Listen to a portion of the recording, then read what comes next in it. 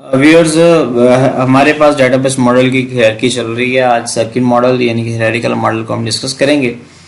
Hierarchical model के अंदर data जो ऑर्गेनाइज किया जाता है लाइक अ ट्री स्ट्रक्चर होता है, जिसमें एक सिंगल पेरेंट होता है जिसे रूट नोड या रूट पेरेंट कह जाते हैं, जिसके आगे सिबलिंग रिकॉर्ड्स होते हैं जो कि डाटा को एक पर्टिकुलर ऑर्डर के अंदर स्टोर करते हैं। ये जो ऑर्डर होता है ये फिजिकली ऑर्डर होता है डाटा बेस में सॉर्टिंग के लिए। सो इस तरह का जो मॉडल होता है उसे हम हायरार्किकल कहते हैं और ये हायरार्की को बेस्टली डिस्क्राइब करता है।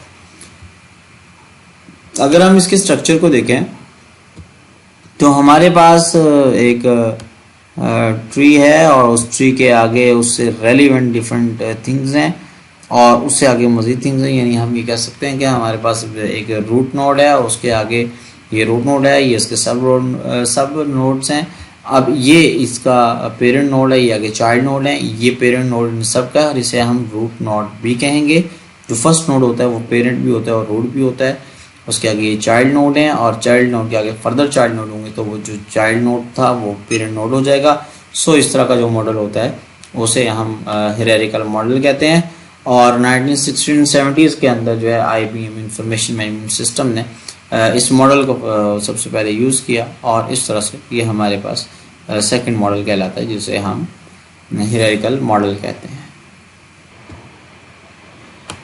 व्यूअर्स, हायरार्किकल मॉडल के बाद हम नेक्स्ट मॉडल की बात करते हैं। हमारे पास नेटवर्क मॉडल है और नेटवर्क मॉडल के अंदर और हायरार्किकल मॉडल के अंदर जो मेजर डिफरेंस होता है वो यही होता है कि हायरार्किकल मॉडल के अंदर पेरेंट्स नोड पर चाइल्ड नोड्स डिपेंड करते हैं और चाइल्ड नोड पर पेरेंट डिपेंड नहीं करते। लेकिन हायरार्किकल नेटवर्क मॉडल के अंदर ऐसा नहीं होता। इस नोड के अंदर तमाम जो नोड्स होते हैं वो इक्वली स्टेटस रखते हैं और उनका एक लिंक्ड होता है।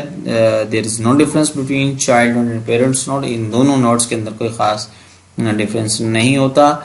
तमाम नोड्स एक दूसरे के साथ विदाउट एनी रिस्ट्रिक्शन डाटा को गेट कर सकते हैं और इसके साथ साथ इसमें यह भी पॉसिबल है कि एक नोड एक से ज़्यादा नोड से भी डाटा को गेट कर सकता है। इस तरह का जो हमारा मॉडल होता है उसे हम नेटवर्क मॉडल कहते हैं।